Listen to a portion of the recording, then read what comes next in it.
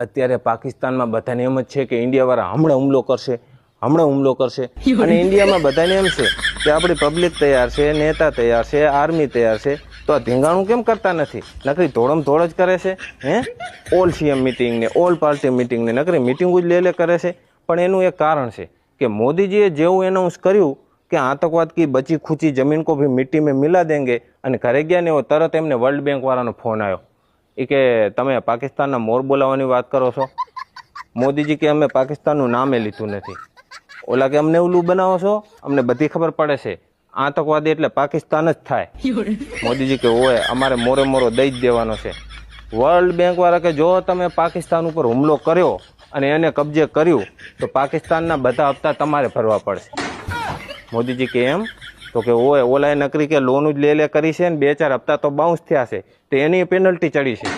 મોદીજી કે ઓહો 1 મિનિટ એમ કરી મોદીજીએ ફોન કાપી નાખ્યો.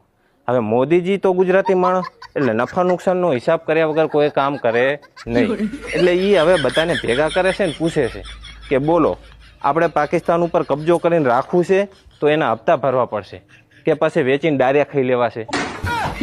એટલે હવે બધી આ નફા નુકસાનનો હિસાબ થાય છે, કારણ કે 3 ઓપ્શન છે. એક તો એને જો રાખીએ તો એના હપ્તા ભરવા પડે અને પાકિસ્તાનની પબ્લિકને ખવડાવવું પડે, અને પાકિસ્તાનની પબ્લિકને ખાઈને હંગ્યા સિવાય બીજું કંઈ આવડતું નથી, એટલે એમાં નુકસાન છે.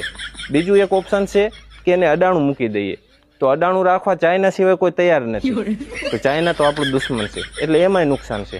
અને ત્રીજું ઓપ્શન છે કે એને વેચી મારીએ, તો અફઘાનિસ્તાન સિવાય એનું કોઈ ગરાગ નથી, કેમ કે આ પાકિસ્તાન નકરું બોમ્બ જ ફોડ કરે છે. અફઘાનિસ્તાન વાળા કે બોમ્બ ફોડવામાં તમે એનાય બાપ છો, આ આવવા દો, પણ એ રે કઈ ભાવ આપે એમ નથી, ડારિયાને ભાવે જાય. એટલે હવે આમાં 3માં તકલીફ તો છે, પણ હવે બધાને ભેગા કરી અને ડિસ્કશન કરે છે, જે નિવારણ નીકળે એ પછી પાકિસ્તાનના મોર બોલાવી દેવાના છે. મોર બોલે